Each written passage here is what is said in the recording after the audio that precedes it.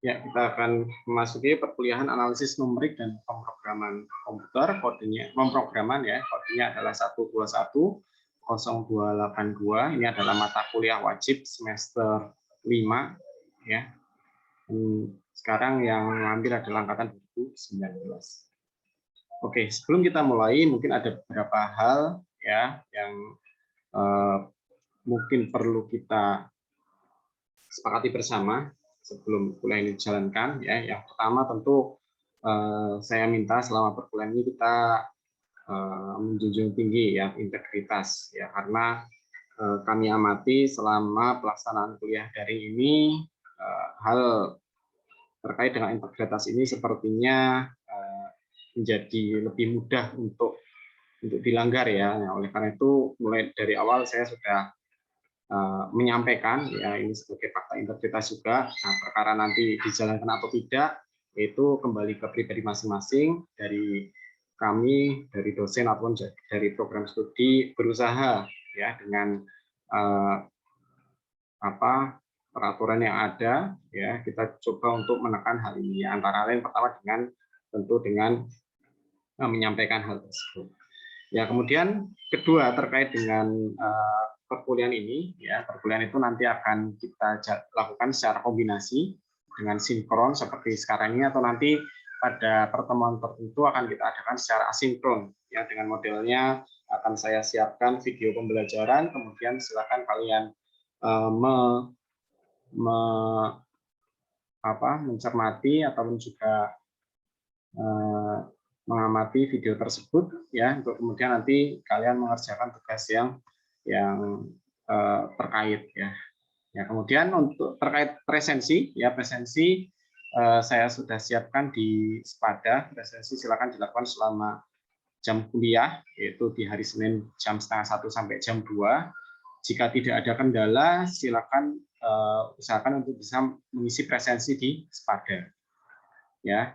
Nah, jika terjadi kendala presensi, apakah itu karena jaringan kah ataupun kendala-kendala yang lain, silakan laporkan ke saya untuk nanti saya isikan presensinya. Tapi wajib untuk menunjukkan bukti, misalkan pada jam presensi tersebut terjadi kendala jaringan, misalkan atau mati lampu ataupun kendala teknis lainnya. Ya, mohon untuk mencermati hal ini karena nanti presensi itu menjadi salah satu aspek dalam nilai akhir ya.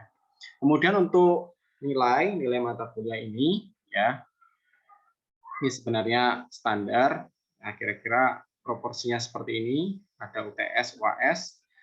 Nah, kemudian nanti selama jalannya kuliah akan dilakukan beberapa kali pemberian tugas, baik itu berupa PR maupun pop quiz ya. Pop quiz itu maksudnya adalah kuis yang dilakukan sebelum kuliah dijalankan. Ya, nanti mungkin saya infokan beberapa hari sebelum kuliah, nanti akan ada kuis sehingga kalian harus mempersiapkan tersebut. Ya. Nah, ini total adalah 20% untuk tugas. Nah, kemudian terakhir itu ada nilai. Saya sebut sebagai partisipasi ya, jadi bukan hanya kehadiran, tapi saya sebut sebagai partisipasi dengan proporsi 15%. Ya, proporsi 15%, di mana 15% itu nanti terdiri atas kehadiran yang kalian isi di Spada dan juga keaktifan. Jadi setiap nanti dari kalian aktif dalam perkuliahan, baik itu dengan melakukan respon, umpan balik, ataupun juga memberikan jawaban atas pertanyaan yang saya sampaikan, atau bahkan mungkin bertanya, nah, intinya aktif, nanti akan saya catat ya, untuk nanti menjadi tambahan poin di keaktifan ini. Ya, jadi ini silakan untuk jadi perhatian. Ya, artinya kalau kalian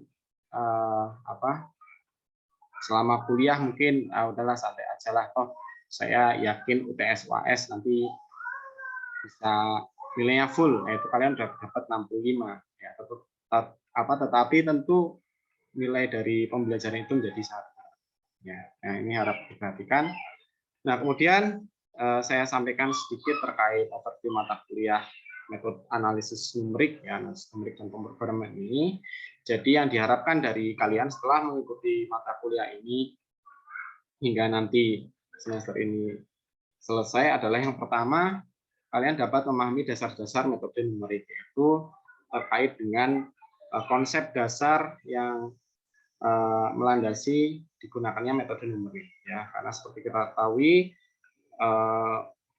di era modern ini di bidang keteknikan kita tidak bisa lepas dari yang namanya metode numerik, itu selalu digunakan, mulai dari mungkin penggunaan atau pengerjaan tugas kalian selama kuliah ataupun nanti setelah kalian bekerja.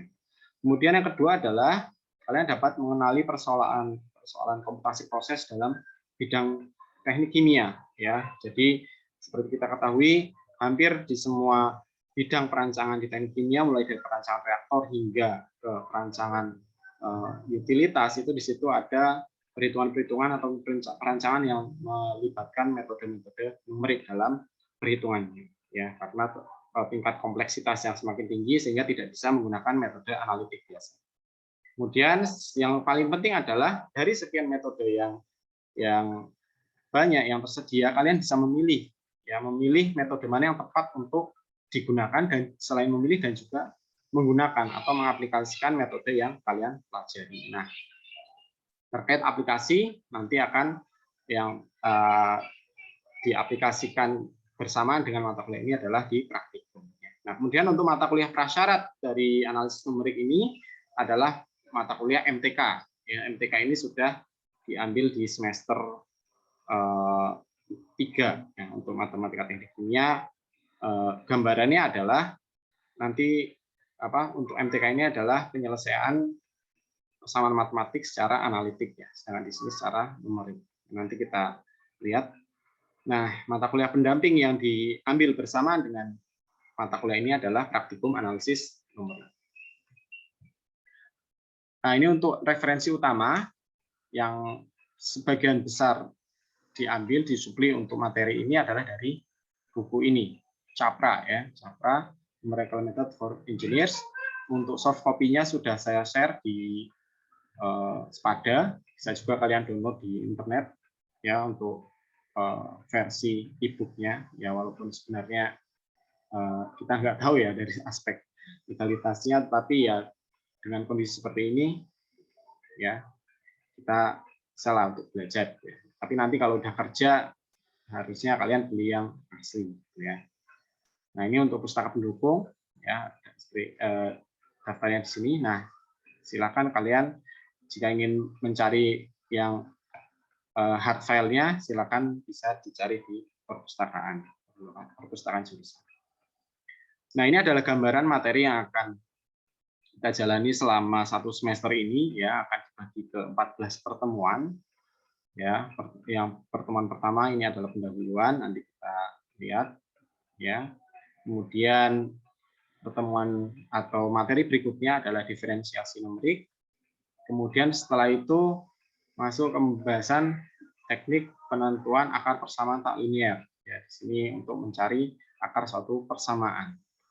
Ya, kemudian 4 dan 5 ini adalah penyelesaian sistem persamaan. Kalau yang linear biasanya menggunakan matriks, kalau yang tak linear tidak menggunakan matriks, tapi kita gunakan metode khusus yang akan kita pelajari di pertemuan terkaitnya. Kemudian sebelum UTS kita akan membahas tentang curve fitting dan interpolasi, atau ini biasanya adalah untuk metode regresi, ya, regresi data. Kita akan bahas secara detail di sini, ya. Nah, setelah pertemuan 6 nanti UTS, ya. Setelah UTS kita akan memasuki bab baru yang ke-7 adalah integrasi numerik. Mungkin kalian pernah dengar metode trapezoidal atau Simpson, ya. Trapezoidal atau Simpson. Nah, itu akan kita pelajari seperti apa metodenya. Kemudian 8 dan 9 ini adalah penerapan dari integrasi untuk penyelesaian persamaan diferensial, baik itu persamaan diferensial biasa maupun persamaan diferensial parsial, ya. Diferensial parsial ini nanti merupakan salah satu metode yang sangat banyak digunakan, ya, penyelesaian persamaan diferensial secara numerik. Kemudian di 2 pertemuan terakhir kita akan membahas mengenai metode optimasi secara numerik. Nah, urutan dari materi kuliah ini nanti di saat praktikum itu juga hampir sama urutannya ya. Jadi di kuliah teorinya kita akan membahas tentang dasar-dasar konsepnya, kemudian juga algoritmanya, dan juga kita akan membahas terkait dengan secara matematis ya, secara matematisnya dari tiap teknik tersebut seperti apa gitu ya. Jadi itu sebagai dasar nanti ketika diaplikasikan di praktikum, ya itu akan kita aplikasikan sebagai sebuah program. Sorry.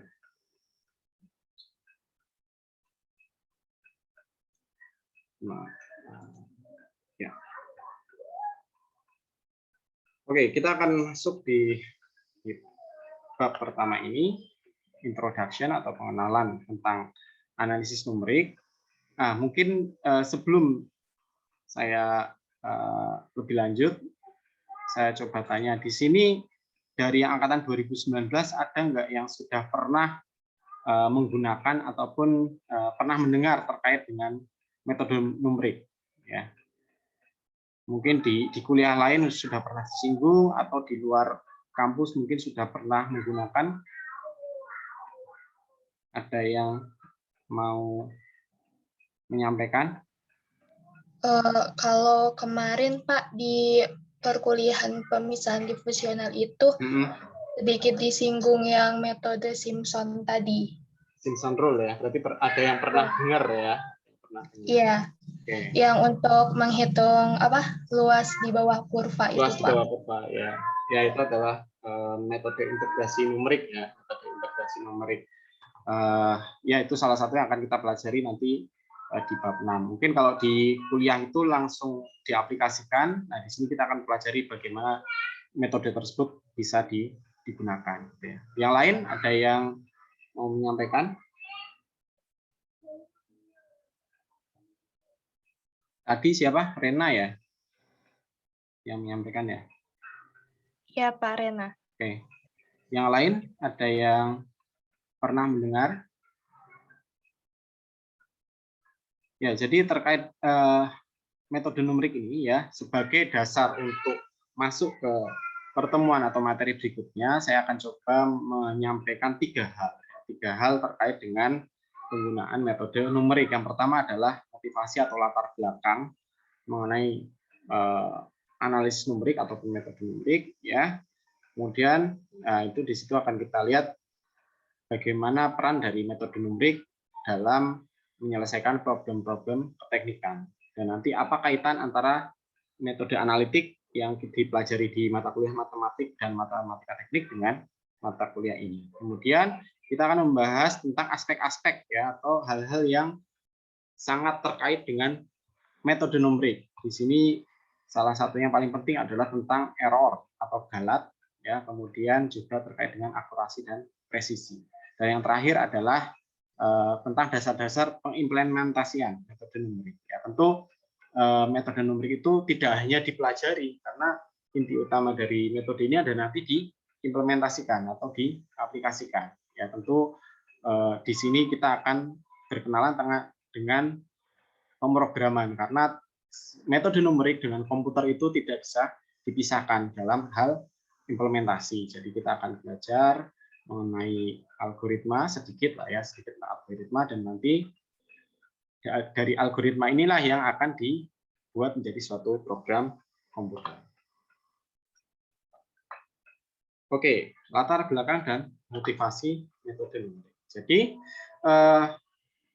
sebagai seorang insinyur atau engineer ya, kita di bidang teknik kimia itu adalah diberi tugas untuk menyelesaikan suatu masalah ya, tentu masalah keteknikan, di mana di tempat kita adalah masalah di teknik kimia di pabrik dan yang terkait dengan proses. Nah, secara umum dalam menyelesaikan masalah-masalah keteknikan tersebut, urutan yang ditempuh itu kira-kira seperti ini. Jadi di awal kita akan mendapatkan atau dihadapkan dengan suatu permasalahan atau mungkin juga dengan suatu fenomena, kemudian fenomena tersebut mungkin bisa jadi kita, bisa jadi orang-orang sebelum kita, baik itu para saintis ataupun para ahli, mereka melakukan beberapa kegiatan. Yang pertama adalah melakukan eksperimen, kemudian ya mengambil data, melakukan observasi, pengamatan, atau sebenarnya lebih tepat awalnya observasi, melihat suatu problem, melihat suatu fenomena, kenapa hal ini bisa terjadi, kenapa ada kaitan antara A dan B, diobservasi, diamati, kemudian di situ dilakukan pemikiran, perenungan, ya, kemudian juga untuk mendukung observasi ada hipotesis ya di situ, kemudian dilakukan eksperimen untuk membuktikan hipotesis, dapatlah yang namanya teori. Ya. Tentu kita banyak mendengar teori-teori di bidang sains ya. Dan teori itu biasanya dinyatakan sebagai hukum-hukum fisik atau teorema ya, baik itu teorema di matematik atau di hukum fisika, ada hukum Newton, ada hukum termodinamika ya, ada dan juga hukum-hukum lainnya. Nah, secara formal hukum-hukum ataupun teori-teori tadi, teori-teori fisik itu dia secara formal agar bisa digunakan itu dinyatakan sebagai sebuah model matematik ya, atau persamaan matematik ya, di mana persamaan ini memberikan hubungan antara satu parameter dengan parameter lainnya yang diperoleh dari hasil tadi, tiga aktivitas tadi ya, pemikiran, observasi, dan juga eksperimen. Nah, biasanya model matematika ini bentuknya dia masih sangat umum atau sangat general ya. Contoh kalau di matematika teknik kimia kalian pernah mendengar mungkin persamaan diferensial ya, persamaan diferensial orde 1, orde 2 ya, di mana itu banyak digunakan untuk memodelkan suatu fenomena fisik, misalkan perpindahan panas, perpindahan massa, kemudian mekanika fluida, ya, itu ada hukum-hukum yang berlaku dan juga persamaan matematis ya berlaku. Nah, agar bisa diaplikasikan dalam pemecahan problem yang kita hadapi, maka persamaan tersebut harus diselesaikan atau harus dicari solusinya. Nah, penyelesaian persamaan model tadi ya secara umum dapat kita bagi menjadi dua metode. Yang pertama adalah secara analitik, di mana kita menggunakan kalkulus ataupun matematika ya, ada turunan, ada integral dan sebagainya, atau juga teknik-teknik yang kita dapatkan di matematika teknik kimia, matematika teknik, seperti misalkan pemisahan variabel atau yang lebih untuk persamaan diferensial yang lebih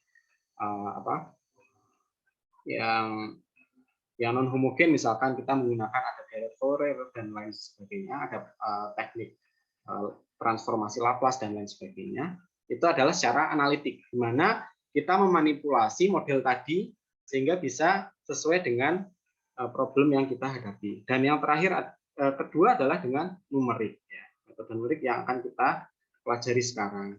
Di mana metode numerik ini intinya adalah kita memanipulasi dari bentuk model matematik yang general itu, dari persamaan yang kompleks dimanipulasi menjadi bentuk persamaan yang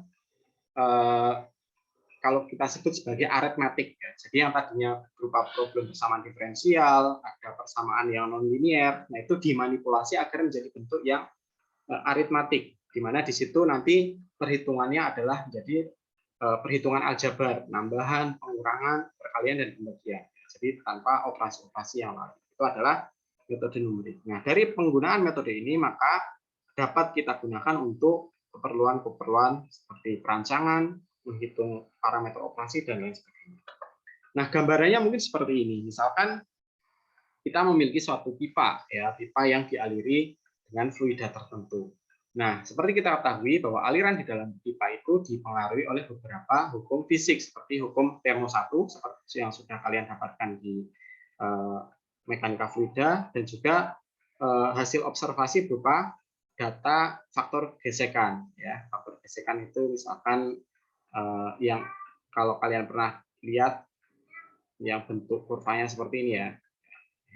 Di sini adalah bilangan Reynolds, ini adalah faktor gesekan. Ini adalah hasil dari eksperimen, ya, hasil eksperimen. Nah, dari hukum ini secara formal menjadi sebuah persamaan matematis. Misalkan di sini kita punya bentuk persamaan diferensial yang menunjukkan pressure drop atau penurunan tekanan di dalam pipa. Di mana di situ dapat kita tentukan, ya, jika kita memiliki data-data seperti sifat fluida, ya, viskositas, densitas, kemudian juga dimensi dari pipa, maka kita bisa menghitung berapa penurunan tekanan sepanjang pipa tersebut. Ya, dan juga ada persamaan faktor gesekan ini. Nah, tentu jika kita ingin menghitung persamaan atau menghitung pressure drop, kita tidak bisa langsung menggunakan persamaan ini, ya, karena ini gimana kita mau memakainya, harus kita manipulasi ke tahap berikutnya, yaitu ya dengan tadi mencari solusi dari persamaan ini. Nah, solusinya secara analitik kita lakukan integrasi, ya.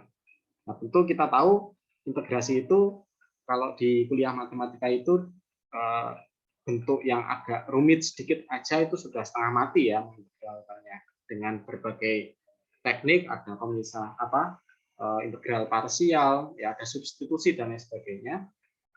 Nah, kalau itu tidak bisa digunakan metode numerik. Misalkan untuk bentuk seperti ini kita gunakan metode Euler, ya, atau rumus. Nah, dari penggunaan metode ini kita dapat mengetahui profil tekanan di dalam pipa atau juga menghitung pressure drop.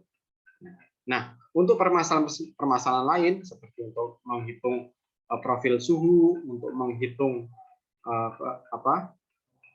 perpindahan massa, laju perpindahan massa, ataupun juga di dalam reaktor, urut-urutannya sama. Ya, jadi saya minta kalian bisa mengaplikasikan ini di bidang-bidang lain.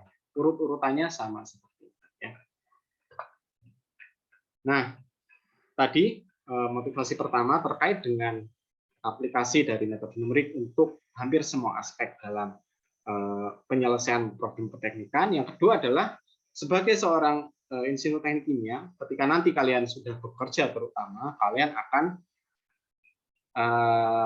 sering dihadapkan dengan software, ya, karena untuk problem perhitungan atau perancangan tertentu itu sudah tidak praktis jika digunakan perhitungan manual, ya, apalagi jika itu perancangan yang aktual di pabrik. Nah, tentu kalian akan berhadapan atau akan menggunakan software untuk perancangan unit operasi, untuk perancangan reaktor dan lain sebagainya. Nah, software-software ini yang macamnya sangat banyak, ada HiSys, ada Komsol dan lain sebagainya, itu semua bekerja berdasarkan dan di dalamnya ada metode numerik yang digunakan. Apakah itu metode pencarian akar, metode optimasi, metode untuk melakukan integrasi dan lain sebagainya. Itu semua di situ ada.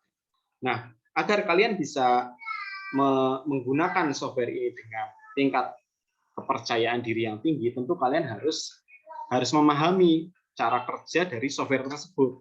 Ya, karena kalau tidak memahami, nanti kalian ya kayak berhadapan dengan kotak hitam saja. Kalian tidak tahu apa yang ada di dalam software tersebut. Gitu ya. Jadi ketika kalian memasukkan suatu input data, terus dari software akan coba di running simulasi dan keluar hasilnya, kalian tidak tahu apakah hasilnya bisa dipercaya atau tidak. Sehingga kalian perlu paling tidak mengetahui cara kerja dari metode-metode numerik yang ada di dalam software tersebut, ya, untuk membantu menganalisa hasil simulasi. Nah, terus kalau kedua metode itu bisa diaplikasikan, terus harus milih yang mana? Ya, harus memilih metode yang mana dalam penyelesaian persamaan matematik tadi. Nah, di sini coba kita highlight beberapa perbandingan antara metode numerik dan analitik. Nah, untuk metode analitik, ya tadi matematis itu sifatnya adalah eksak. Artinya eksak adalah karena itu berdasarkan manipulasi matematik, ya, dari persamaan A dengan berbagai teknik diubah bentuknya menjadi persamaan B dengan situ mengikuti teori-teori dan kaidah-kaidah yang ada di matematik, maka tentu akan menghasilkan suatu hasil yang eksak, Ya, artinya eksak di situ ya benar-benar seperti itu, mengikuti runtutan logika yang ada, gitu ya. Nah, adapun metode numerik ya pada dasarnya adalah metode perkiraan atau aproksimasi ya. Aproksimasi atau perkiraan. Itu konsep dasar dari metode numerik. Jadi, kalau kalian menghitung sesuatu dari metode numerik, pasti di dalamnya ada errornya. Ya, ada errornya. Pasti ada selisihnya. Tidak mungkin eksak metode numerik itu hasilnya sama persis dengan metode matematik. Tapi seberapa eksak atau seberapa mendekati dari eksaknya, nah itu yang perlu kita pelajari nanti ya, yang dinyatakan sebagai error tadi. Nah, kemudian perbedaan yang kedua adalah untuk metode analitik kita harus menguasai banyak sekali teknik-teknik matematik ya, tadi seperti saya sampaikan seperti transformasi Laplace, kemudian Fourier dan lain sebagainya. Ketika problemnya makin susah, tentu teknik matematik yang digunakan akan menjadi lebih kompleks dan kadang kita susah menguasai. Nah, sebaliknya untuk metode numerik itu operasi yang ada di dalamnya itu adalah operasi yang sederhana, biasanya operasi aljabar. Apakah itu penjumlahan, pengurangan dan lain sebagainya. Tetapi operasi ini dijalankan dengan jumlah yang sangat banyak ya, karena manipulasi tadi. Ibaratnya gini, kalau analitik perlu bikin banyak tapi ngitungnya dikit. Nah, kalau numerik mikirnya tidak terlalu banyak, tetapi ngitungnya harus banyak. Oleh karena itu, metode numerik sangat cocok untuk diterapkan di komputer ya, karena komputer kan kerjanya seperti itu. Nah, dengan kecanggihan komputer tentu akan sangat membantu aplikasi dari metode numerik. Nah, karena metode analitik itu sangat kompleks ya dalam penyelesaiannya, dia biasanya hanya bisa diaplikasikan untuk masalah-masalah yang pada dasarnya sederhana atau masalah yang disederhanakan dengan penggunaan asumsi ya. Ya misalkan kalian ingin merancang reaktor dengan metode analitik, tentu di situ ada asumsi ya. Nanti di KINCAT atau di kuliah perancangan reaktor pasti kalian pernah dengar asumsi di CSTR atau di reaktor alir berpengaduk itu diasumsikan pengadukannya merata. Ya, diasumsikan konsentrasi di semua titik sama, diasumsikan suhunya sama, ya, dan lain sebagainya. Nah, asumsi-asumsi ini digunakan untuk mempermudah problem matematik yang akan diselesaikan. Nah, tentu di realnya, di dunia yang real, itu tentu tidak selalu bisa ditemui hal-hal yang bisa sesuai dengan asumsi tadi. Oleh karena itu, metode numerik bisa digunakan untuk hal yang lebih real, karena dia tidak terikat dengan operasi matematik yang perlu asumsi tersebut. Semua problem ya asal bisa didefinisikan batasannya itu secara teori bisa diselesaikan dengan metode numerik. Nah, tetapi metode analitik itu sangat baik untuk mengevaluasi tren. Jadi kita bisa secara confidence misalkan melakukan ekstrapolasi atau melihat interpolasinya. Itu metode analitik sangat baik. Kenapa? Karena dia berlandaskan dari teori-teori ataupun hukum-hukum fisik tadi secara eksak, secara pasti ya. Jadi untuk melihat tren, walaupun ada asumsi, tetapi secara tren dia lebih bisa dipercaya. Nah, adapun untuk metode numerik, karena pada dasarnya itu langsung ditetapkan untuk suatu masalah yang terbatas, hanya untuk masalah tersebut yang akan kita selesaikan. Makanya untuk masalah yang lain, maka kita harus menggunakan metode tersebut di masalah yang lain juga. Gitu ya. Jadi tidak bisa dari penyelesaian masalah yang pertama langsung diaplikasikan 100% ke masalah yang kedua. Itulah perbedaannya. Nah, itu juga terkait dengan berikutnya. Untuk analitik dia lebih mudah diinterpretasikan ya, karena sudah ada dasar-dasar teorinya. Adapun untuk numerik terkadang sangat susah tadi untuk diinterpretasikan ya. Nah, dalam hal penggunaan, jika metode analitik tadi masih bisa digunakan, maka lebih baik gunakan metode analitik ya, karena secara perhitungan nanti akan lebih mudah. Nah, metode numerik sebaiknya hanya digunakan jika metode analitik sudah mentok, tidak bisa aplikasikan. Nah, ini contoh bandingan antara metode analitik dengan metode numerik ya. Contoh misalnya kita ingin mencari akar persamaan kuadrat ya. Akar persamaan kuadrat di sini kalian mungkin sudah sering mendengar rumus ABC ya. Ini kan secara secara matematik bisa diturunkan dari bentuk ini menjadi bentuk ABC ini ya. Bisa dibuktikan. Nah, tapi secara numerik bisa juga kita gunakan nanti misalkan kita kenal metode Newton-Raphson ya. Itu secara numerik. Nah, ini dua-duanya bisa. Kalau kondisi seperti ini sebaiknya gunakan ya analitik karena itu akan lebih mudah. Ini kalau akar kuadrat. Sekarang kalau akar 7 persamaan pangkat 7, gimana mencari akarnya? Ya. Tentu secara analitik akan sangat sulit. Mungkin bisa tapi ya pangkat 3 aja sudah susah apalagi pangkat 7. Nah, hal ini itu metode numerik sama aja, nggak ada bedanya antara pangkat 2, pangkat 3, pangkat 7, pangkat 10. Ya, nggak ada bedanya. Jadi metode numerik bisa digunakan. Tetapi tadi metode numerik itu sifatnya adalah perkiraan, aproksimasi. Kalaupun ketemu akar, ya bukan akar realnya, tapi pendekatan dari akar tersebut. Ya. Contoh untuk integral misalkan. Untuk integral. Nah, ini ya untuk bentuk integral ini ya ini tidak ada solusi eksaknya. Silakan kalian gunakan metode integral parsial atau misalkan penasaran ya, masa sih nggak ada integralnya ini secara analitik. Nah, silakan nanti kalian coba bisa gunakan metode integral parsial, substitusi, metode trigonometri dan sebagainya. Silakan dicoba. Nah, tapi dengan metode ini, dengan metode numerik, ya nggak masalah. Mau fungsinya apa saja, selama masih bisa dihitung, kita bisa menggunakan metode trapezoid ataupun Simpson rule. Itu juga untuk yang bawahnya persamaan diferensial ya. Kalau yang atas masih sederhana nih. Ini untuk perancangan reaktor batch ya. Untuk menentukan konsentrasi di reaktor batch. Ya, dapat sederhana ini dengan operasi integrasi biasa, pemisahan variabel kita bisa peroleh untuk sini. Nah, ini bisa juga diselesaikan dengan metode Euler ataupun Runge-Kutta. Nah, tapi kalau kita sudah memiliki bentuk seperti ini, ya, sudah pangkat 2, non-linear dan sebagainya, ini analitik sudah sangat susah. Dan disitulah metode numerik akan lebih baik untuk digunakan. Nah, ini adalah tipikal di bidang-bidang teknik kimia ya. Jadi di beberapa bidang untuk ini misalkan ini di kuliah ATK ya, pasti energy balance. Itu biasanya digunakan adalah sistem persamaan linear atau non linear ya.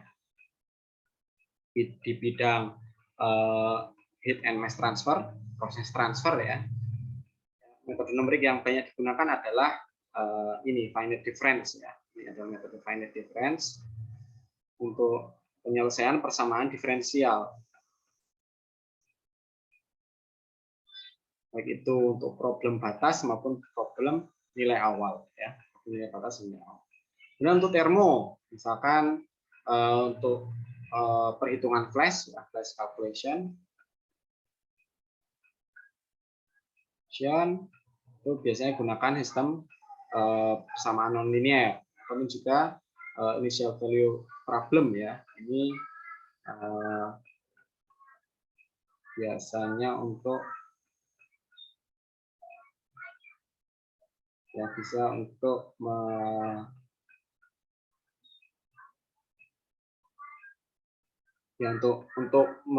menghitung tren suatu suhu terhadap waktu ya, misalkan initial value problem. Juga root finding ini bisa digunakan untuk persamaan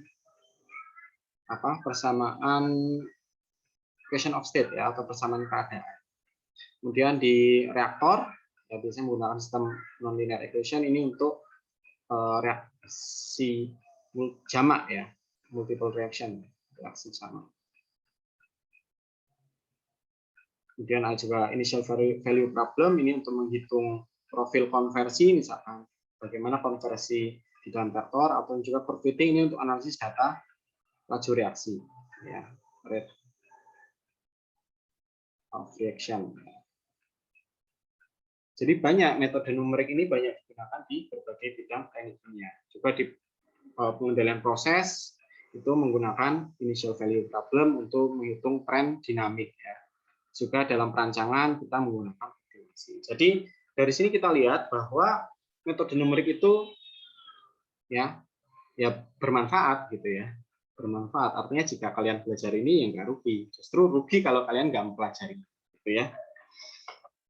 Oke, sampai sini mungkin ada yang mau bertanya atau mau ngasih komentar sebelum kita masuk ke hal berikutnya. Ada? Oke, masih digunakan ya. Oke, jika tidak ada pertanyaan, kita masuk ke bagian kedua dari pendahuluan ini, yaitu aspek-aspek yang terkait dengan metode numerik ya, yang harus kalian pahami dari awal. Oke, jadi hal pertama yang harus kalian perhatikan ketika menggunakan metode numerik adalah bahwasanya seperti tadi saya sampaikan, metode numerik ini pada dasarnya adalah metode pendekatan atau aproksimasi. Ya. Karena disebut sebagai pendekatan, maka pasti dalam aplikasi metode ini pasti ada namanya error atau galat ya, atau kesalahan atau perbedaan nilai antara nilai asli dan nilai pendekatannya. Tetapi dalam penggunaannya ya kita bertujuan untuk meminimalkan atau memperkecil error tersebut ya. Memperkecil error itu satu bisa dengan memilih metode yang tepat atau dua bisa dengan mengimplementasikan metode itu secara tepat, secara pas sesuai dengan masalah yang akan diselesaikan. Sebagai contoh di sini, sebagai contoh untuk kasus integrasi numerik tadi seperti yang saya sampaikan mungkin pernah dengar Simpson rule, ada trapezoidal rule, ada juga mungkin metode lain midpoint rule ya. Jadi banyak metode numerik itu.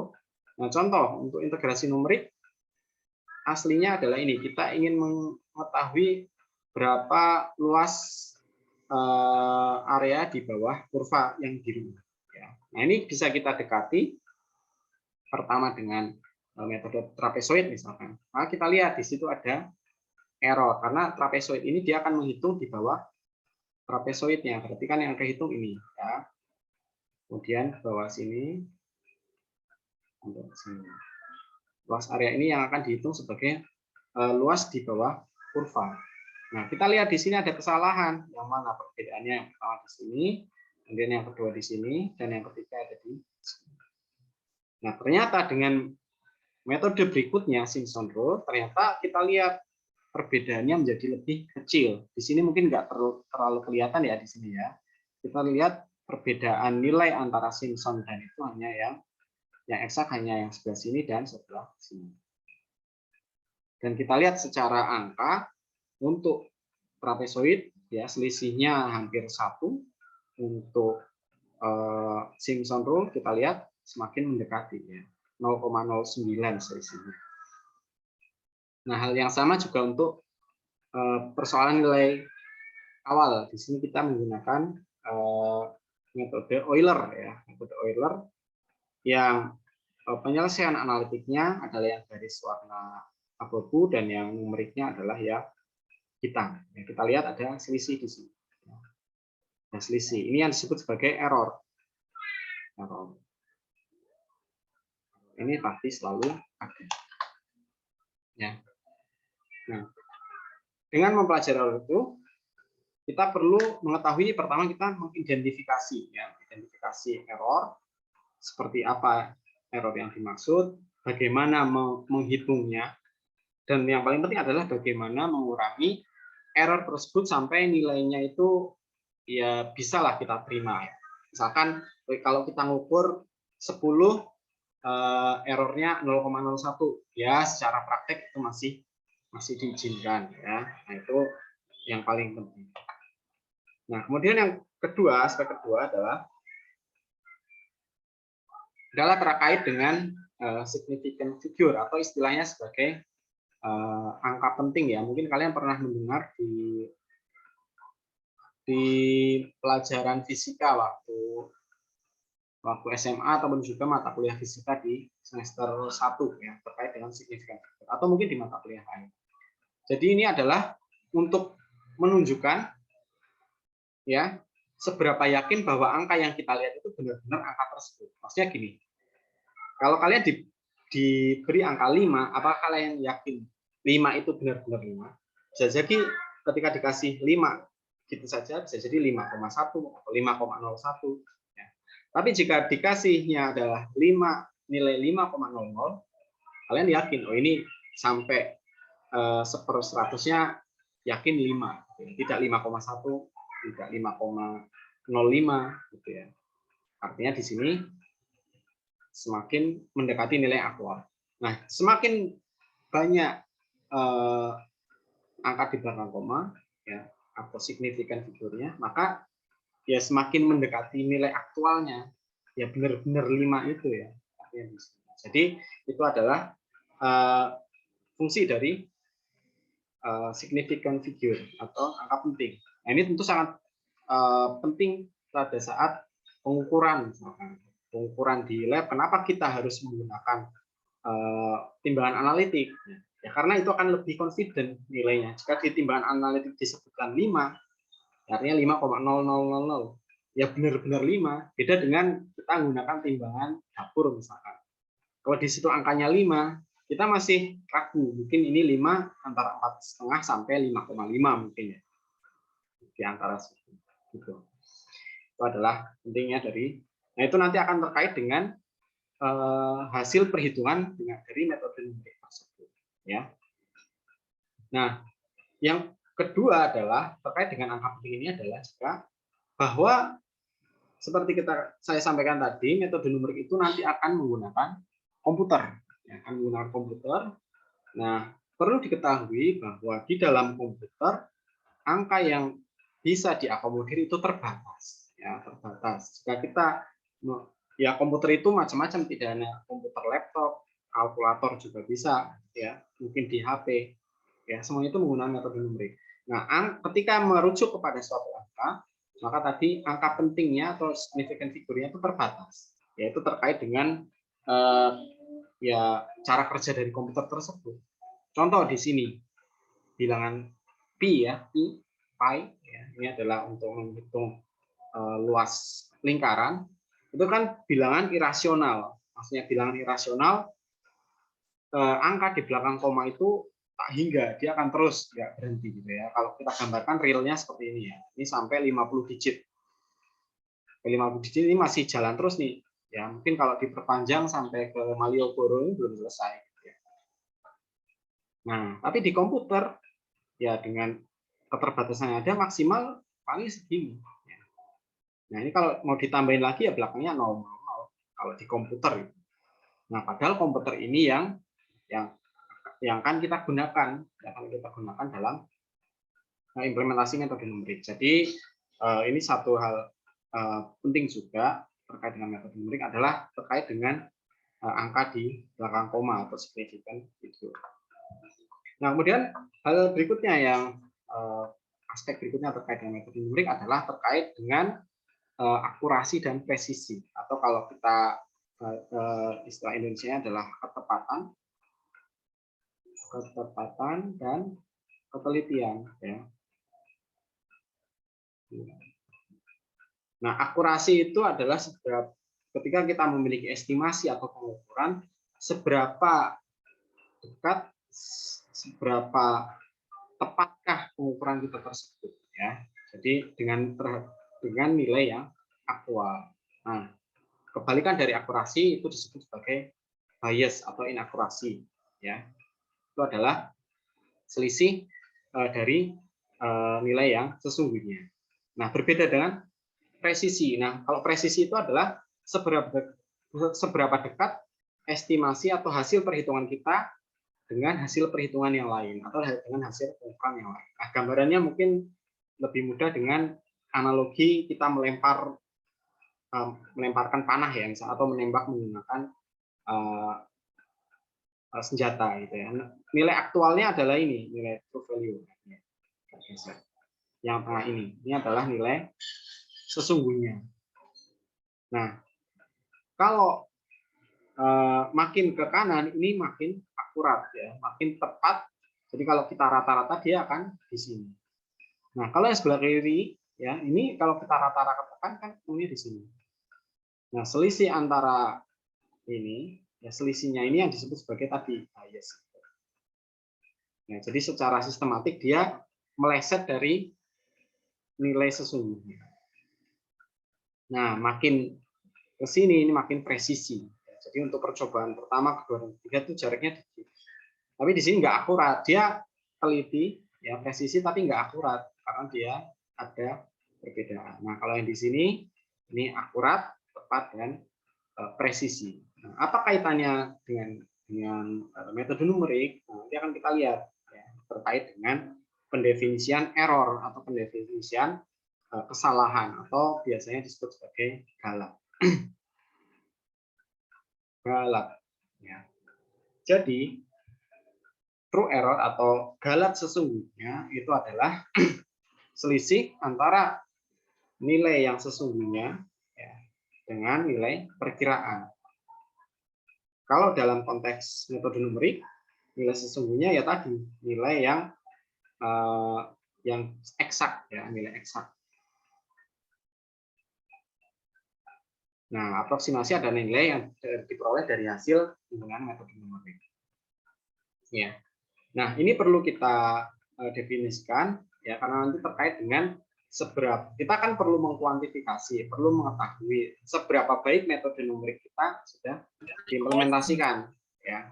Jika errornya besar berarti metode kita masih belum tepat ya, atau dalam pengimplementasinya belum tepat sehingga perlu mengganti dengan metode lain. Nah, kita juga dikenalkan dengan error relatif atau galat relatif. Ini biasanya terkait dengan nilai atau magnitude dari suatu variabel ya. Jadi maksudnya gini, ada contohnya ya. Nah, contoh misalkan kalian mengukur jalan ya, yang satu kalian mengukur jalan dan mengukur paku ya, mengukur jalan nilai aktualnya 10.000. Nah, hasil pengukuran kalian 9.999. Nah, berarti kan selisihnya itu satu ya, selisihnya satu. Tapi di sisi lain kalian mengukur paku panjang aslinya 10 cm, tetapi pengukuran kalian 9 cm. Kalau menggunakan true error, ya tentu kita lihat, wah errornya sama nih, cuma selisih 1 cm misalkan, atau selisih 1 poin. Tapi kalau kita normalisasikan ya, yang satu ukurnya gede banget, kalau selisih 1 cm itu udah akurat banget, beda dengan yang ukur paku tadi. Nah, itulah kenapa agar bisa dibandingkan, agar lebih tepat untuk suatu pengukuran yang berbeda nilainya, gunakanlah model relatif ya, error relatif, yaitu error nilai asli dikurangi nilai eksak dikurangi nilai perkiraan ya, dibagi nilai eksaknya kali 100%. Oke. Nah, kemudian yang berikutnya terkait dengan metode numerik ya, itu kita kenalkan istilah approximate error ya, atau error perkiraan. Nah, kenapa yang lebih relevan dengan metode numerik itu adalah approximate error? Karena kenyataannya ketika kita sudah menggunakan metode numerik ya, dalam aktual nanti di pekerjaan, misalkan untuk merancang reaktor dan lain sebagainya, ataupun merancang tangki, pada dasarnya metode numerik itu digunakan pada saat metode analitik sudah tidak bisa digunakan. Nah, sekarang kalau metode analitik tidak bisa digunakan, tentu kita tidak bisa mengetahui berapa nilai eksaknya, ya enggak? Nilai eksaknya tidak bisa diketahui, tentu secara praktikal kita tidak bisa mengukur atau menghitung error sesungguhnya. Ya.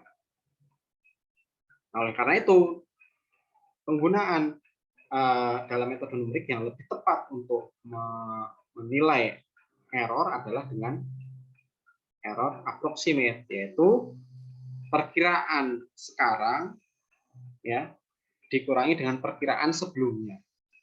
Jadi pada dasarnya metode numerik itu salah satu karakteristiknya juga adalah dia ada iterasi atau perhitungan secara berulang. Pada saat perhitungan sebelumnya itu sudah mendekati perhitungan sekarang, maka kita anggap oh berarti hasil perhitungan saya sudah mendekati benar. Kira-kira gambarnya seperti itu, ya. Nah, terus kalau tidak true error atau error sesungguhnya tidak bisa digunakan, untuk apa didefinisikan? Nah, ini biasanya untuk tujuan pembelajaran, karena kita untuk melihat apakah bagaimana cara menggunakan metode numerik tadi, ya, sehingga kadang ada persamaan yang secara analitik bisa diselesaikan, tapi kita coba selesaikan secara numerik untuk melihat seberapa efektifkah metode tersebut. Ya. Nah, juga ada istilah acceptable error, yaitu berapa sih error yang masih bisa kita tolerir. Ya. Artinya tadi kayak misalkan kalau saya mau mengestimasi besaran luas di bawah bidang tadi ya, untuk suatu keperluan, saya harus sampai paling tidak selisihnya itu 0,05%, ya, misalnya seperti itu. Nah, itu yang disebut sebagai acceptable error. Ketika selisih antara errornya itu masih lebih besar dari tersebut, maka iterasi atau perhitungan numerik itu masih harus terus dijalankan. Oke, nah terus dalam aplikasi dari metode numerik, error itu berasal dari mana saja, ya? Secara umum ada dua sumber dari error dalam suatu metode numerik. Ya, yang pertama disebut sebagai error pembulatan atau run-off error, di mana error itu atau kesalahan ini itu adalah sifat dasar dari komputer. Ya, yang pertama tadi, kenapa ada run-off error atau error pembulatan? Karena suatu angka itu dia hanya bisa dinyatakan dengan digit tertentu, ya, digit tertentu.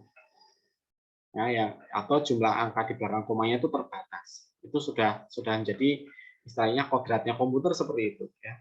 Kemudian yang kedua adalah ada beberapa operasi aritmetik atau operasi penjumlahan di komputer itu yang memang pada dasarnya menyebabkan error. Ya, contoh menambahkan bilangan yang sangat besar dengan bilangan yang sangat kecil. Atau yang kedua adalah kita mengurangkan bilangan yang selisihnya sangat sedikit. Nah, untuk yang pertama kalian bisa cek, misalkan di sini untuk gampang saja kalian gunakan Excel lah, bisa kalian langsung cek sekarang. Kalau saya ingin menyatakan pi atau pi dalam Excel kan kita menggunakan formula ini ya, pi dalam kurung. Nah, angka yang ditampilkan itu hanya sampai 10 digit ya angka signifikannya. Setelah itu 00. Berarti sebenarnya yang untuk mewakili pi itu cuma ya ini. Padahal tadi seperti kita tunjukkan pi itu sampai 50 digit aja masih belum selesai, gitu ya. Nah, untuk contoh yang ini, contoh yang kedua, kalian bisa coba nih. Ya, di sini 10 pangkat 11 kalau nggak salah ini ya. 100 miliar misalkan. Kalian kurangi 1 ya, atau kalian tambahkan 1. Maka hasilnya tidak ada efeknya ya. Harusnya kan ini di sini 1 ya. 1 0 0 0 0 terakhir 1. Ternyata di Excel terakhir tetap 0 juga. Nah, itu yang disebut sebagai tadi subtractive cancellation. Nah, komputer error ini ya, atau error yang pada dasarnya itu ada di komputer ini ya, itu akan menjadi salah satu sumber dari kesalahan perhitungan menggunakan metode numerik ya. Nah, biasanya semakin banyak komputer melakukan perhitungan, run-off error ini juga akan semakin besar. Nah, metode yang kedua, error yang kedua adalah disebut sebagai error pemotongan atau truncation error. Nah, ini disebut sebagai error karena metode numerik itu sendiri. Ya, karena tadi pada dasarnya metode numerik itu sebagai suatu persamaan matematik itu adalah sebagai pendekatan, ya, pendekatan. Nah, jika kalian ingat deret Taylor, ya, Taylor series ini, itu adalah mungkin kalian perlu ingat lagi di matematika sebelum UTS itu dipelajari deret Taylor ya. Deret Taylor itu adalah merepresentasikan fungsi apapun, bisa trigonometri, fungsi eksponen, fungsi polinomial dan lain sebagainya menjadi suatu deret yang mengikuti pola tertentu. Nah, polanya ada di sini. Ini secara matematika ini terbukti ya, secara matematika terbukti, tapi harus dengan jumlah yang sangat banyak, mungkin tak hingga jumlah deretnya ya. Tapi bentuknya seperti ini. Nah, metode numerik pada dasarnya adalah pengembangan dari deret Taylor ini. Nah, tentu agar metode itu bisa digunakan, kita tidak bisa menggunakan deret yang tak hingga itu. Biasanya hanya beberapa suku dari deret Taylor yang akan diaplikasikan sebagai metode numerik. Nah, perbedaan atau penggunaan deret yang tidak full itu menjadi sumber error, ya, menjadi sumber error dari metode numerik. Nah, gambarannya mungkin bisa dilihat di sini.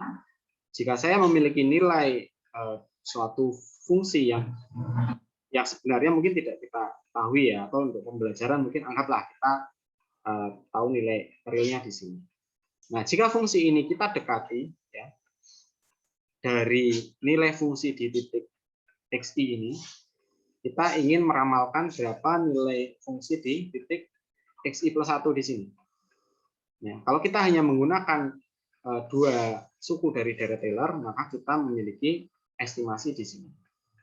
Ya. Jika kita menggunakan 3 suku, kita memiliki estimasi di sini. Ya, semakin banyak suku yang digunakan akan semakin mendekati nilai aslinya. Ya. Nah, perbedaan antara tadi, jika kita menggunakan 1 suku, 2 suku, dan lain sebagainya, ini yang disebut sebagai truncation error. Nah, ini menjadi sumber error dari metode numerik. Nah, yang kedua juga adalah ini, yang terkait dengan truncation error adalah berapa jarak ya atau spasi antara titik awal kita dengan titik estimasi berikutnya. Kalau jaraknya 1, ya segini, errornya makin banyak. Beda kalau kita ingin mengestimasi di sini misalnya. Ya, di sini. Nah, di sini dengan order 2 ternyata selisihnya juga sudah cukup sedikit ya. Jadi selain tadi order dari deret Taylor-nya juga spasi atau jarak dari antara titik 1 dengan titik berikutnya.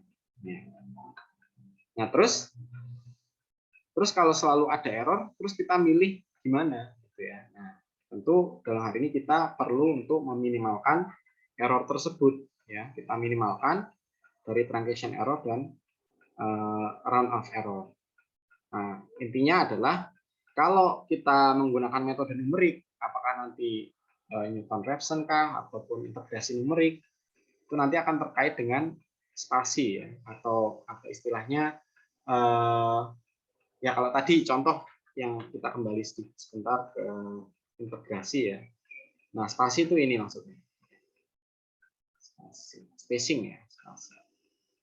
Tentu semakin rapat, dia akan semakin mendekati nilai aktual. Itu yang disebut sebagai spacing ya, spasi. Nah, jika spasinya makin besar, berarti kan makin kasar ya. Itu error akibat pemotongannya semakin besar juga. Tetapi error perhitungan oleh komputer, ya karena tadi spasinya makin sedikit, kan berarti perhitungannya makin sedikit juga ya, cuma setiap berapa kali. Maka secara total errornya ada di sini.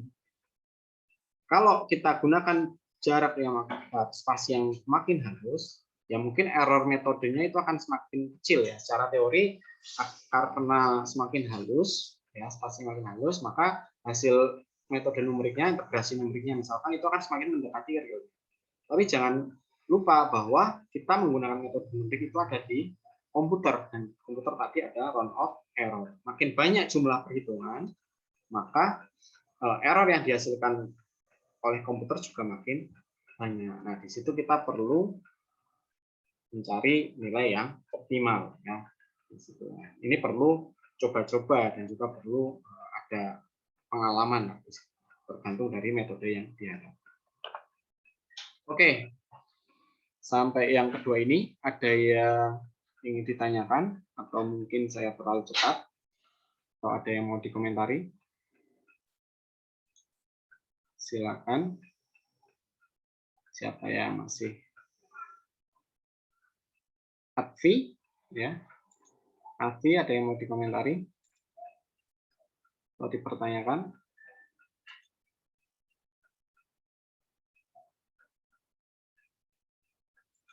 Ini yang open cam cuma 3 soalnya ya. Yang lain nggak tahu. Oh, ada yang ingin ditanyakan?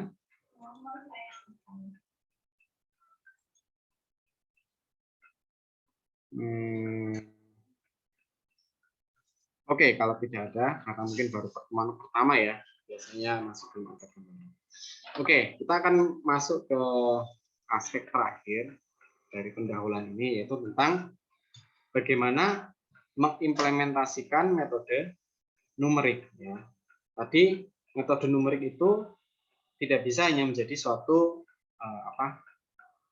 istilahnya teori saja ya, karena dia harus diimplementasikan menggunakan komputer. Ya bisa saja metode numerik tadi, misalkan Simpson Rule, kita lakukan perhitungan menggunakan kalkulator misalkan, atau pada saat ujian itu mungkin hanya untuk keperluan ujian. Tetapi untuk realnya, ketika kalian nanti menjadi engineer atau insinyur, metode numerik ini pasti erat kaitannya dengan program ataupun juga dengan komputer. Ya. Nah, pengimplementasian dari metode numerik itu ya di dalam komputer menggunakan yang kita kenal sebagai pemrograman komputer. Ini terkait dengan bagian kedua dari mata kuliah ini, yaitu pemrograman. Nah, sebelum saya lanjutkan, di sini ada yang pernah belajar pemrograman?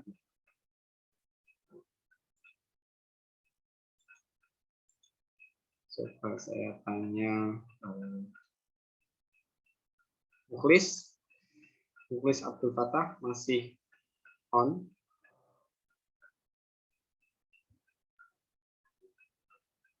Halo Mukhlis? Iya Pak. Sebelum tadi saya nanya apa? Mohon maaf Pak, tadi baru ke kamar mandi Pak. Waduh, kamar mandi. Oke, yang lain.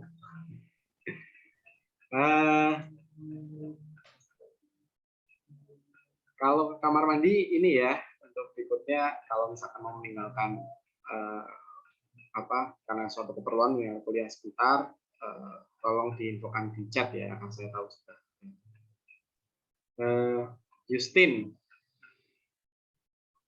Justin Riro. Halo, Justin. Iya, Pak. Sudah pernah belajar pemrograman? Iya, Pak. Kemarin di semester 5 sebelumnya. Oh, kamu ini ya? Oh iya, kamu angkatan 18 ya? Oh, berarti iya, sudah pernah praktiknya juga. Oke, yang mungkin yang belum mengambil praktikum angkatan 19, Sofian Maskan. Masih stay tune? Maaf, saya belum pernah mengambil. Belum pernah belajar pemrograman juga ya? Ada yang mungkin waktu SMA ikut klub robotika misalkan, atau suka coding? Nggak ada ya? Kayak biasanya kalau yang suka coding masuknya memang ke IF ya, nggak ke TK ya. Jalurnya ke situ. Tapi ternyata di TK ada pemrograman juga. Tapi ya ini aplikasinya untuk metode numerik. Jadi intinya metode numerik itu harus diaplikasikan dalam bentuk program komputer. Nah, di tempat kita nanti di praktikumnya kita akan menggunakan software yang namanya Scilab. Scilab ini mungkin dekat dengan MATLAB. Jika kalian pernah dengar juga MATLAB, ini adalah software untuk membuat program perhitungan numerik. Atau bisa juga kita gunakan Excel, Visual Basic-nya. Nah, program itu ya, itu dasarnya ya dia adalah sekumpulan perintah ya, sekumpulan perintah tertentu yang ditulis dengan bahasa tertentu. Mungkin kalian pernah dengar istilah bahasa pemrograman ya, ada bahasa pemrograman C++ misalkan, atau bahasa Pascal. Nah, bahasa pemrograman tertentu itu dia akan harus menunjukkan perintah-perintah spesifik ya. Tentu perintah itu yang kita tuliskan sesuai dengan kebutuhan kita. Ya. Kita memerintahkan komputer untuk apa? Untuk menampilkan data atau untuk melakukan perhitungan, menjumlahkan, mengurangkan, melakukan perhitungan berulang dan lain sebagainya.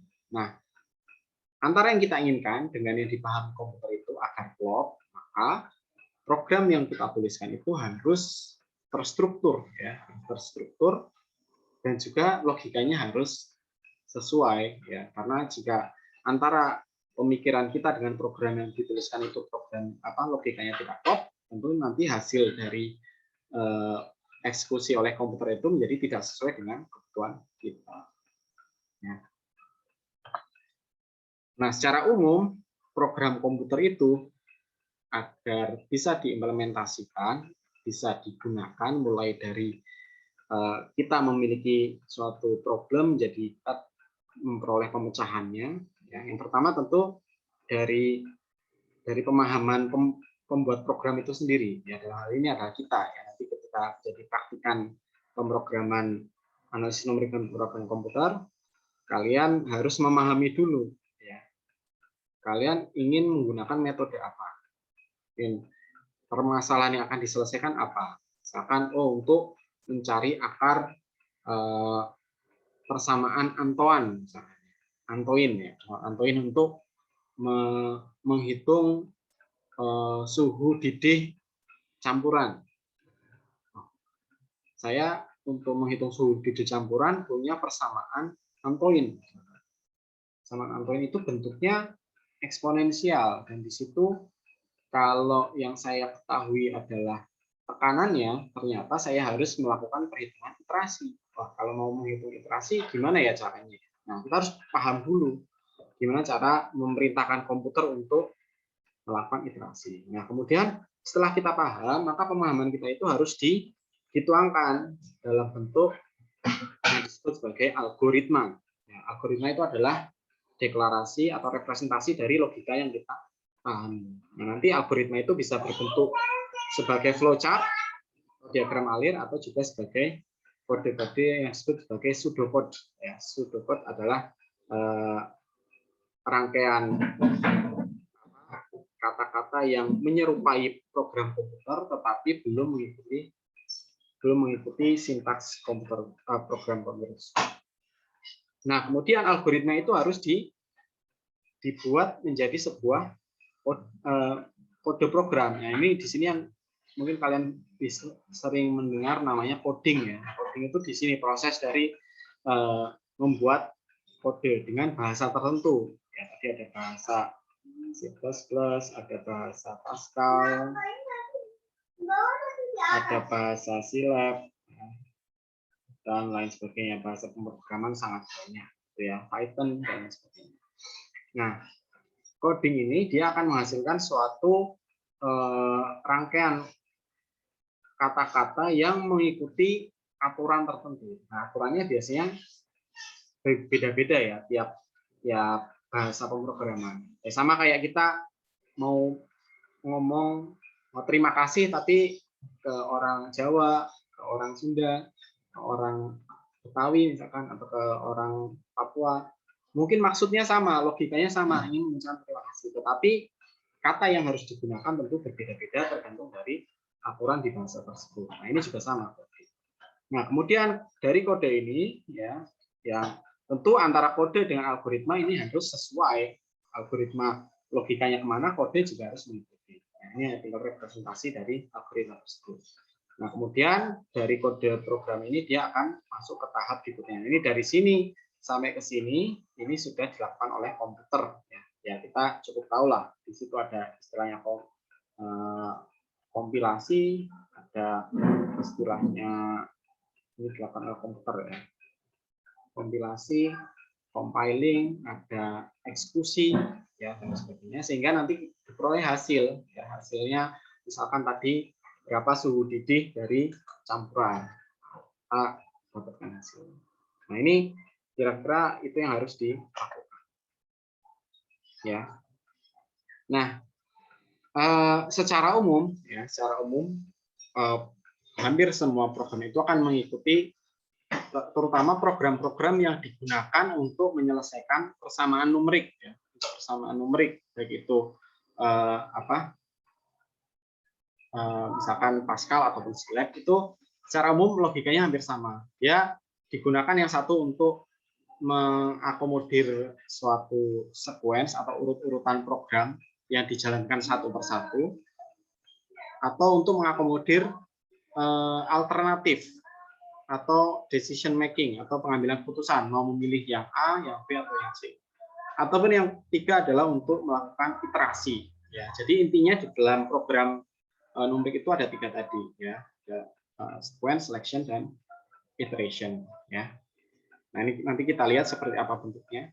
Nah, yang lain itu tambahan, misalkan modul, subprogram itu adalah program yang direferensi oleh program lainnya.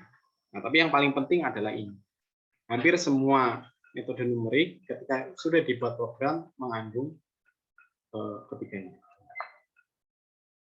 Nah, sekarang di sini ya, ketika nanti kita mengaplikasikan di praktikum anum, ya, maka di kuliah ini kita harus mengetahui bagaimana menulis atau menyatakan algoritma dari suatu metode. Ya, di mana algoritma itu adalah pendeklarasian dari pemahaman kita atau logika kita tentang program yang akan kita buat. Nah, algoritma ini harus ditulis atau dinyatakan dengan jelas agar tidak ada salah pahaman, salah interpretasi dari beberapa pengguna. Misalkan kamu membuat satu program, terus algoritma itu kamu suruh temanmu untuk ubah menjadi program. Nah, kalau ditulisnya nggak jelas, ya, tidak runut, tentu akan bisa menyebabkan salah tafsir. Nah, itu harus dihindari. Nah, algoritma itu bisa ditulis dalam bentuk grafik, flowchart, ataupun juga secara teks atau disebut sebagai pseudocode. Nah, tadi pseudocode adalah rangkaian perintah yang mengikuti style atau gaya dari bahasa pemrograman, tetapi tidak secara pasti mengikuti aturan-aturan sintaksnya. Nah, di kuliah kita ini kita akan mengikuti style dari bahasa Scilab. Ya. Jadi untuk beberapa perintah-perintah itu kita ambil dari Scilab untuk menulis pseudocode. Nah, untuk flowchart atau diagram alir pun dia ada ketentuannya, ya, bisa dilihat di sini. Mungkin beberapa pernah lihat di situ ada ini untuk memulai dan mengakhiri, ya, start dan end. Kemudian ini proses, di situ ada proses perhitungan, penjumlahan, pengurangan, manipulasi data, ya, diubah, digabung, dan sebagainya. Kemudian ini adalah input dan output. Misalkan input parameter kayak tadi, misalkan untuk Antoan berarti inputnya ada koefisien. Kesamaan Antoan itu kan eksponen A plus B per C. Nah, ABC ini sebagai input. Nah, terus decision ini untuk memilih, jika benar maka ini, jika salah maka ini, dan lain sebagainya. Ini bentuknya standar. Nanti kita lihat contoh. Nah, ini contoh implementasi atau penulisan algoritma, ya, untuk yang sequence, ya, tadi yang urutan perintah yang dijalankan berurutan satu persatu. Secara flowchart bentuknya gini, ya, ditunjukkan oleh diagram panah. Nanti ini mungkin ada tugas ataupun juga di UTS, ya, terkait, jadi harap untuk diperhatikan. Nah, kalau ditulis dalam bentuk kode atau pseudocode ini, dia adalah, ya, seperti apa, garis-garis yang berbeda gitu, ya. Ini perintah pertama, perintah kedua, perintah berikutnya, ya, dan seterusnya. Jadi misalkan di sini menjumlahkan, setelah dijumlahkan terus dikalikan, setelah dikalikan terus dipakar, itu ditulis di sini. Ini gampang, ya, masih ini, ya. Nah, yang kedua adalah untuk selection, untuk pemilihan alternatif. Alternatif itu ada yang true false, ya, single alternatif. Jika benar, jika kondisinya benar, ya, misalkan jika nilai variabel tertentu itu masih negatif, maka lakukan ini. Jika ternyata tidak negatif, ya udah tidak melakukan apa-apa. Ini bentuknya kira-kira seperti ini. If kondisinya itu benar, maka lakukanlah ini. Di sini perintahnya apa? Perintah tergantung dari hitung kita. Nah, ini ya dalam penulisannya ya ini secara standar saja ngikutin untuk. Nah, kalau yang double dikasih opsi untuk jika benar melakukan apa, jika salah melakukan apa. Nah, penulisannya kira-kira seperti itu. Nah, ataupun juga untuk alternatif yang bermacam-macam. Untuk kondisi 1 lakukan ini. Kalau kondisi 2 dipenuhi, lakukan berikutnya. Kondisi ketiga dipenuhi, lakukan berikutnya dan seterusnya. Ya, bentuknya menggunakan if, kemudian ada else if. Ya. Yang terakhir ada else di sini ya. Ini hampir semua bahasa pemrograman ya bentuknya kira-kira seperti ini. Nah, atau untuk kasus ya. Untuk suatu nilai tertentu, jika nilai tersebut kasus nilainya misalkan lebih besar dari 5, lakukan ini. Kalau kurang dari 5 tapi lebih besar dari 0, lakukan ini. Jika nilainya minus 5 sampai 0 misalnya, lakukan yang ini. Nah, terakhir yang lain lah. Ini contoh untuk by case ya. Nah, yang terakhir itu adalah untuk iterasi ya. Nah, ini secara umum nanti iterasi di program itu juga dibagi 2. Iterasi yang dikendalikan ya, artinya dia mulai dan berhentinya itu dikendalikan oleh jumlah iterasi ya, atau count control, dan ada yang dikendalikan oleh kondisi. Ya, kalau yang dikendalikan oleh jumlah iterasi kita gunakan untuk ini for ya. Jadi untuk jumlahnya dari 1 sampai 10 misalkan, itu lakukan ini. Nanti penghitungnya tadi, variabel penghitungnya, counternya itu dia diupdate terus. Kalau udah 10, udah dapat 10, berarti di stop. Jadi perhitungan atau iterasi itu digunakan atau dilakukan berdasarkan besaran dari jumlah perhitungan tadi. Ada yang berdasarkan kondisi. Jadi misalkan saya akan menghitung sampai nilai variabel saya itu negatif. Ya udah, berarti sepanjang nilai variabel itu masih positif, while variabel x dia masih positif, masih lebih besar dari 0, maka perhitungan tetap dilakukan. Jika itu ini masih terus dilakukan. Nah, jika ternyata sudah kurang dari 0, maka larinya ke bawah. Selesai ya. Nah, ini nanti nilai variabelnya akan diupdate terus. Nah, mungkin gambarannya seperti ini.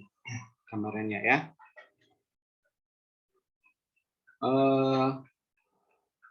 Tinggal sebentar ya. Mungkin terakhir saya mau nanya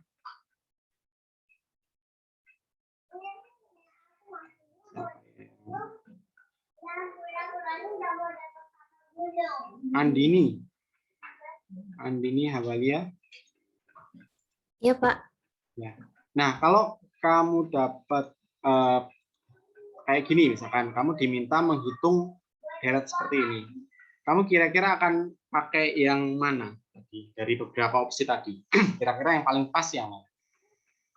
Hitung deret, ya. Pernah dengar kan ya deret ya? Maksudnya perhitungan deret seperti ini. Kira-kira pakai yang mana? Pakai yang tadi if then, atau yang while, atau yang for. Tadi kan di sini ada nih. Kira-kira pakai yang mana?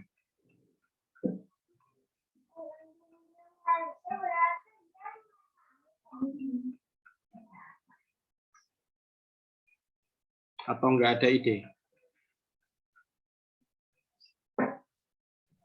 Masih bingung, Pak. Masih bingung. Ya. Ya, mungkin nanti kalau sudah bikin programnya lebih tergambar ya. Oke.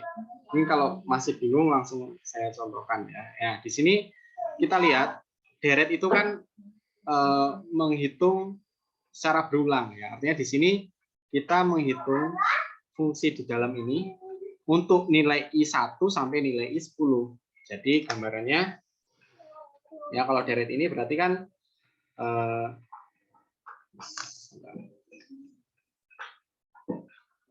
jadi di sini untuk I sama dengan 1 itu kita hitung berarti sin X per 1 ya dikalikan X min 1 pangkat 1. X-nya tadi pi per 3. Kalau nilai I sama dengan 2 ya berarti sin X ya, sin pi per 3 di sini. Sin X per 2 faktorial berarti 2 dikali X min 1 pangkat 2.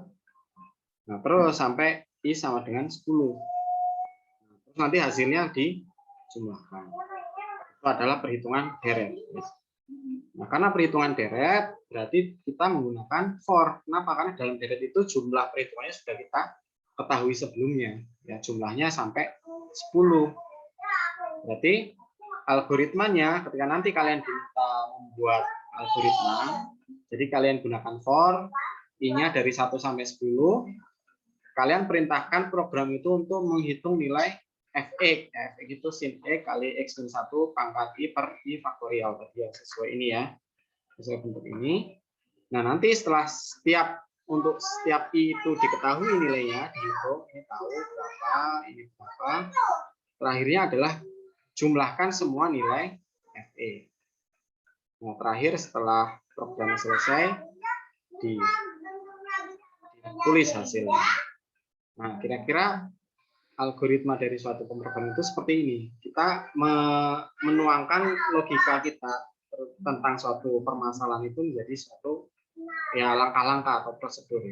Jadi ya dituliskan sesuai ini aja, sesuai apa logika yang kita tangkap. Kan tadi hitung nilai fx, kemudian tambahkan semua nilai fx tersebut. Atau kalau bentuknya flowchart seperti ini, ya buat diagram flow, kemudian dituliskan apa perintahnya. Di sini untuk tiap I hitung nilai fx, setelah itu tambahkan semua nilai fx yang didapat. Nah, di sini ada iterasi di sini ya, berarti ya. Dengan jumlah tertentu dari 1 sampai 10. Seperti itu. Itu adalah 3 poin untuk pendahuluan kita ya. Jadi 3 hal ini nanti akan mendasari kita untuk pertemuan-pertemuan berikutnya ya, untuk pengaplikasian metode numerik. Oke, sampai sini ada yang ditanyakan?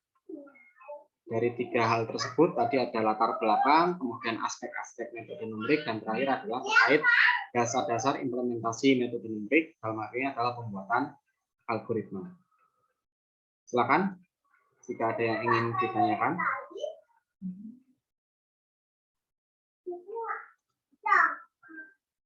Aisyah, Dayu, ada yang ingin ditanyakan atau belum tergambar? Untuk saat ini belum ada, Pak. Oke ya. Berapa persen bisa dipahami penjelasan saya? Terlalu cepatkah atau terlalu banyak atau gimana? Mungkin untuk feedback juga untuk saya. Kalau dari saya pribadi, mungkin tadi yang di algoritma ada beberapa yang masih belum paham juga sih, Pak. Jadi masih sekitar 70-an% gitu. Ya, algoritma itu nanti lebih bisa dipahami kalau udah langsung berhadapan dengan komputer ya, buat programnya langsung itu mungkin akan lebih tergambar. Ya. Oke, nggak apa-apa karena baru pertama juga saya ekspektasinya juga nggak akan terlalu banyak. Tapi ini tadi sudah saya record, jadi nanti jika ingin mengulang lagi, silakan bisa diulang. Oke, mungkin karena waktunya juga sudah selesai ya untuk perkuliahan hari ini, saya cukupkan. Terima kasih atas partisipasinya. Nah, mungkin untuk berikutnya saya nggak akan full ya sampai terakhir. Baik, terima kasih atas kehadiran dan partisipasinya. Jangan lupa isi presensi. Jika tidak ada pertanyaan lagi, saya akhiri. Assalamualaikum warahmatullahi wabarakatuh.